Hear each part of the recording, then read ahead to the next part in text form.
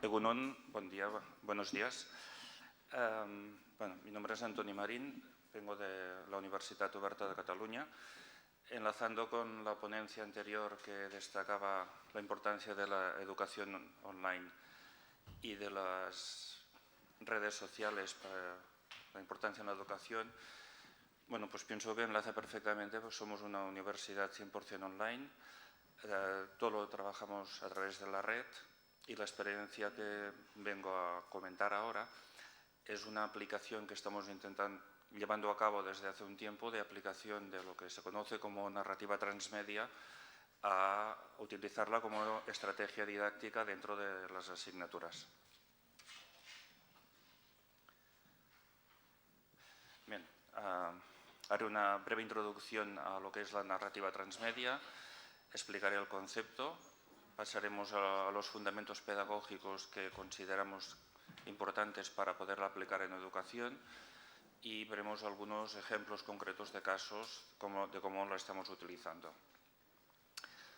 La primera idea, al hablar de narrativa transmedia, un poco transmedia storytelling, que podemos encontrar fácilmente a través de los buscadores, es un poco de qué es esto, ¿no? De qué se trata. Y la primera idea que viene a la cabeza un poco es la de caos.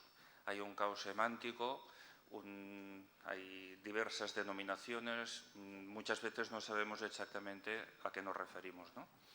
El concepto fue introducido por Henry Jenkins en 2003 en un artículo que publicó en el MIT y en aquel momento y él lo relacionaba básicamente con el mundo de la publicidad, la comunicación.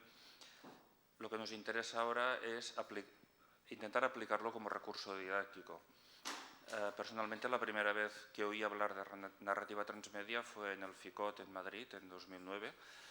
Era un publicista, Massimo Martinotti, que explicaba estrategias transmedia aplicadas a publicidad y pensamos que era una buena idea para intentar aplicarla a la educación y, desde entonces hemos ido trabajando lentamente, pero un poco sin pausa sobre el tema. Jenkins considera que la narrativa transmedia es el resultado de la convergencia de medios que se está produciendo estos últimos años y si bien, pasando al concepto de Mark Prensky de nativos inmigrantes digitales, probablemente sea un tipo de narrativa muy próxima a los nativos digitales, es decir, a la generación que ha crecido con Matrix, con Pokémon o con toda esta serie de productos que tienen un componente distinto a lo que podíamos encontrar como narrativa hacía un tiempo, ¿no? Y ello nos lleva a la idea de replantear lo que entendemos por alfabetización.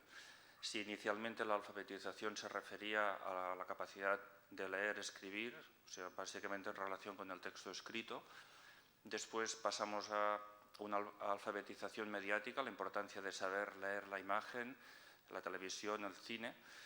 Últimamente se ha producido un cambio que es el de que el espectador no es únicamente un espectador, sino que es un agente activo.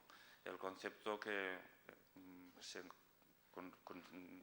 concibe como prosumer, traducido muchas veces como prosumidor, que es una mezcla de el productor y el consumidor. El consumidor puede producir, el usuario doméstico puede producir productos en muchas ocasiones con la misma calidad o calidad semejante a la de un profesional, ¿no? Es decir, tenemos que pensar ya en alfabetización transmedia como la competencia de la capacidad de moverse por todo este mundo comunicativo. Bien, una primera descripción de narrativa transmedia sería la de una estructura narrativa formada por historias muy amplias, con muy gran riqueza de personajes, de giros argumentales, y ello nos podría llevar a pensar que películas como Ben-Hur, como Vértigo, como Lo que el viento se llevó, grandes historias con grandes personajes encajan en la definición, pero no, porque el tercer punto, que es el de historias extensas que no pueden contarse a través de un único medio, claramente desborda estos ejemplos que hay ahora en pantalla, ¿no? Y en cambio es más próximo a estos otros, en los cuales Matrix, que posiblemente fue el primer producto transmedia concebido ya un poco como transmedia, los grandes seguidores de Matrix no únicamente ven la película, sino que siguen ampliaciones de los personajes a través de webs, de wikis, de blogs, de discusiones, de foros. Lo mismo ocurre con Lost. La gente, no únicamente quedaban para ver cuándo salía el capítulo traducido al cabo de pocas horas, sino que hay un gran seguimiento de tramas, subtramas, de qué pasa con los personajes, qué es Dharma, o sea, todo este mundo que ya no cabe únicamente en la serie, sino que se expande a muchos medios.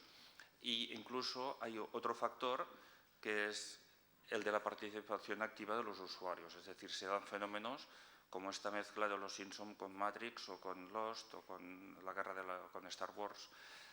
¿Por qué? Porque los fans, que es un concepto básico dentro de la narrativa transmedia, crean contenido. Son ellos los que son agentes activos en la creación del universo.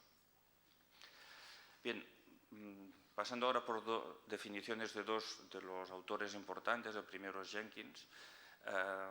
Considera que la narración transmedia es un producto de ficción que se transmite a partir de muchos medios de una forma coordinada, y lo ideal no se trata de replicar la misma historia en los distintos medios, cosa que hubiera podido ocurrir en tiempos anteriores, sino que la historia se explica de forma fragmentada y complementada por distintos medios. Otro autor importante es Scolari. La primera parte de la definición es similar, la segunda, la de aportar de que los consumidores tienen un rol activo en este proceso de expansión del mundo narrativo. Bueno, creo que es la parte interesante porque añade este factor de usuario como productor, ¿no? Jenkins habla de franquicia como el conglomerado, una franquicia Star Wars, una franquicia Matrix, es decir, todo el conglomerado de productos que se relacionan con la historia de origen y con todas las historias creadas y subcreadas por distintas tramas y por los usuarios. Básicamente ve la franquicia como un entramado comercial, y es cierto, los primeros ejemplos son de marketing y son de producción comercial, pero aquí hay un punto de inflexión en el que cómo podemos utilizar este tipo de narrativa tan atractiva a los jóvenes para convertirla en un instrumento didáctico que nos sirva para unos objetivos de aprendizaje constructivista o de la línea que decidamos, ¿no? Pero que tiene muchas utilidades en un tipo de educación concreta, un planteamiento pedagógico determinado, ¿no? Siguiendo básicamente, pues tenemos una serie de productos transmedia, las franquicias y el marketing transmedia referido a grandes ejemplos, a estrategias comerciales. Por ejemplo, Desigual está haciendo campaña a través de Instagram aparte de los canales tradicionales. Pero no nos referimos a esto cuando hablamos de un uso pedagógico, sino que nos referimos a lo que llamamos la transmedia nativa, es decir, proyectos concebidos inicialmente para ser expandidos a través de varios canales y llevados a cabo por equipos reducidos, es decir, sin los grandes presupuestos que se pueden tener según los ejemplos anteriores, ¿no? La fundamentación pedagógica transmedia liga o se relaciona de forma muy intensa con lo que es multimedia. Hasta ahora hablábamos de multimedia para hablar de una serie de recursos como vídeo, como fotografía, como los distintos elementos multimedia que se utilizaban con un nivel de interactividad, y aquí entendíamos la interactividad como la capacidad del usuario, del estudiante, de interactuar con una simulación, con un vídeo, o sea, según cómo le planteamos el material, hay una interacción, y esta interacción diseñada con criterios pedagógicos puede fomentar el uso de un aprendizaje significativo. El autor principal, uno de los autores principales en esta línea es Mayer. Laura Porta hizo una tesis doctoral adaptando los principios de multimedia de Mayer, llevándolos a la realidad actual del multimedia, y de alguna forma en el gráfico inferior intento mostrar a qué nos referimos. Es decir, la multimedia es una parte la multimedia con todos sus medios de vídeo, de fotografía, de los distintos canales, es una parte de un universo transmedia que tiene un poco las mismas características de que tiene múltiples canales y que facilita un rol activo al estudiante, facilita una interactividad. Pero si hasta ahora en multimedia hablábamos de una interactividad de usuario-dispositivo o usuario-aplicación, ahora estamos hablando también de una interactividad entre usuarios. Es decir, podemos diseñar una serie de estrategias que no únicamente tienen que ver con los medios, y aquí nos situaríamos en unas estrategias constructivistas, sino que posibilitan la interacción entre los distintos estudiantes, entre el grupo de estudio, digamos, el grupo de gente que está llevando a cabo un proceso de aprendizaje, y en este caso podemos hablar de estrategias socioconstructivistas en las que añadimos el factor de interacción social al factor de aprendizaje significativo. Un ejemplo para hacer un mini paréntesis y hablar un poco de un ejemplo concreto, ¿no? Lo que hay ahora en pantalla, la relación de vídeos que está a la izquierda de la pantalla, es un material de la asignatura de composición que contiene vídeos y hay un cierto nivel de interactividad. Una de las actividades, de las prácticas que pedimos al estudiante es que cree sus propios vídeos, los publique y los analice. Y para ello utilizamos la herramienta a la derecha que ahora amplío. Es un Padlet, es un muro en el cual, a partir de unos clips, en este caso grabados con teléfono móvil, se coloca el clip y se colocan los comentarios al lado pues en este caso del docente que ha creado el primer clip, pero que los estudiantes y los distintos miembros del grupo pueden ir aportando sus comentarios. Y llevamos a cabo muchas prácticas de este tipo, ¿no? ¿Con qué finalidad? Pues con la finalidad del uso de las redes sociales y de sus instrumentos para generar interacción, porque el nivel de interacción que se genera en el grupo es superior, genera un aprendizaje superior al que se genera con el trabajo individual de cada elemento.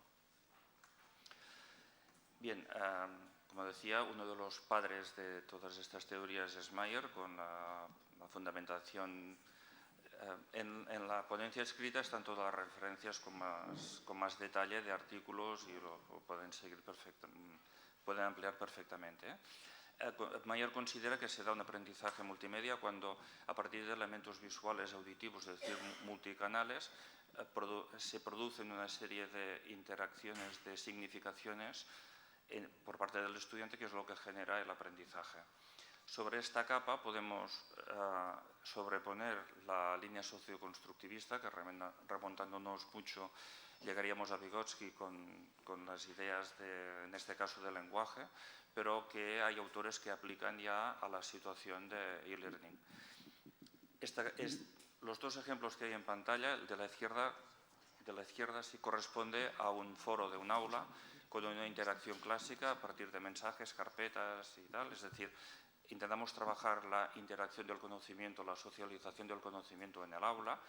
En la parte de la derecha es un uso prácticamente igual, similar, en este caso a través de Flickr. Es decir, es un contenido mucho más visual, pero las prácticas se presentan, de fotografía en este caso, se presentan a través de Flickr y a través de la herramienta de comentarios de Flickr se produce la interacción que también podemos producir en el aula.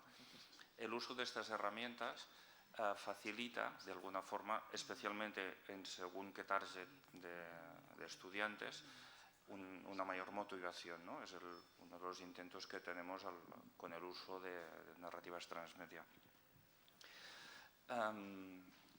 Este TIF is for Transmedia es un documento, también está relacionado está citado en la ponencia escrita.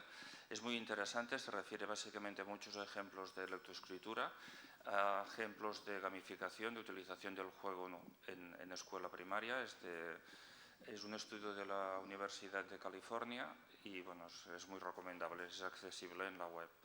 Y es un documento, creo que de mucho interés, ¿no?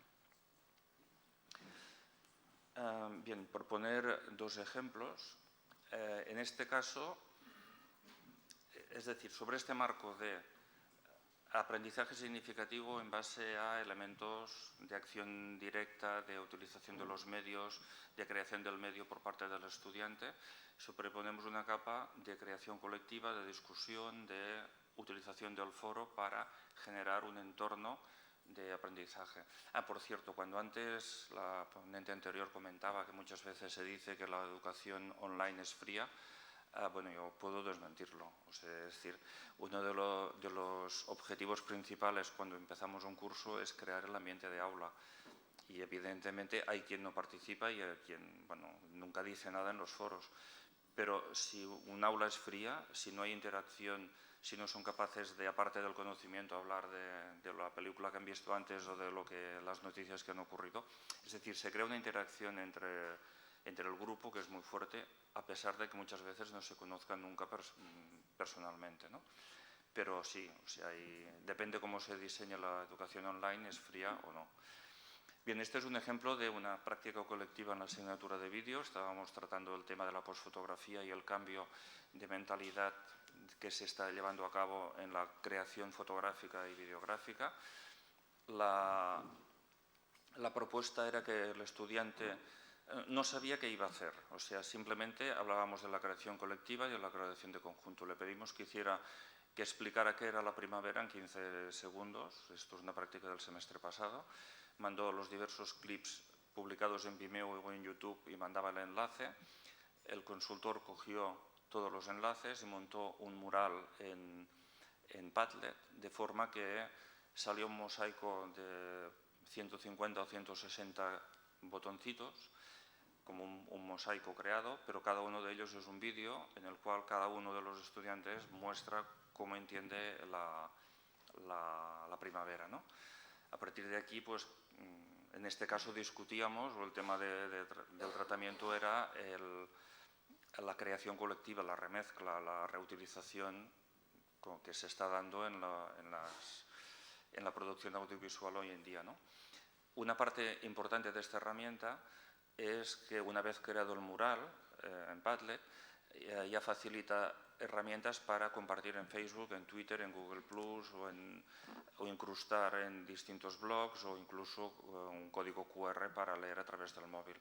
Con lo cual, la misma actividad que se ha llevado a cabo, el mismo estudiante la puede difundir a través de redes, ponerse en contacto, es decir, hay una expansión de la actividad a través de las redes.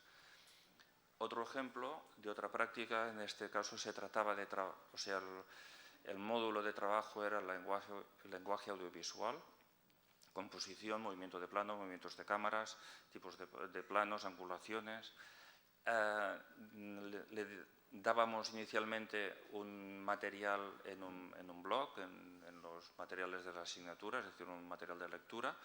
La práctica que se le pedía es que pusiera en práctica lo que había leído y creara un clip en el cual pudiera utilizar los recursos del lenguaje audiovisual que quisiera, es decir, no los tenía que practicar todos ni había un mínimo, simplemente lo que tenía que hacer después era analizar el clip que había hecho, relacionándolo con los apuntes que había leído y publicarlo en Twitter. ¿Por qué en Twitter? Porque el sistema de hashtags de Twitter le pedíamos crea hashtags que relacionen el clip que has creado, que describan el clip que has creado en base a los contenidos que has leído. Entonces, por ejemplo, pues salen hashtags como profundidad de campo, objetivo, zoom in, zoom out, que son los que ha utilizado el estudiante, o sea, el mismo analizado y ha utilizado en el clip, ¿no? Distancia focal, enfoque. Es decir, utilizamos el sistema de hashtags para crear relaciones significativas con el contenido teórico. Pero al mismo tiempo estos hashtags nos permiten que si al cabo de varios semestres llevamos a cabo la misma actividad y los hashtags evidentemente se van repitiendo, un estudiante antes de hacer el clip o en el momento que quiera, pulsando el hashtag le sale toda una relación de ejemplos creados por compañeros en el cual pues, ha trabajado en concreto la parte práctica de los contenidos que está trabajando. Ya estoy, gracias. Bien, líneas de trabajo, estamos experimentando, esto es un proceso, no es ni mucho menos. Lo vamos experimentando a medida que van evolucionando los cursos, es decir, que vamos añadiendo poco a poco capas y nuevas prácticas y nuevos contenidos. Y en la línea de trabajo más de futuro es utilizar el hipervídeo, que es un tipo de vídeo con enlaces como medio para utilizar dentro de esta estructura constructivista, ¿no? El hipervídeo, bueno, esto es un ejemplo de vídeo en YouTube, en la parte inferior hay una línea de tiempo, son unas capas de enlaces que podemos superponer y que nos dan acceso a distintas ampliaciones de contenido a partir del contenido original, ¿no? Y nada, eskerrik asko, muchas gracias.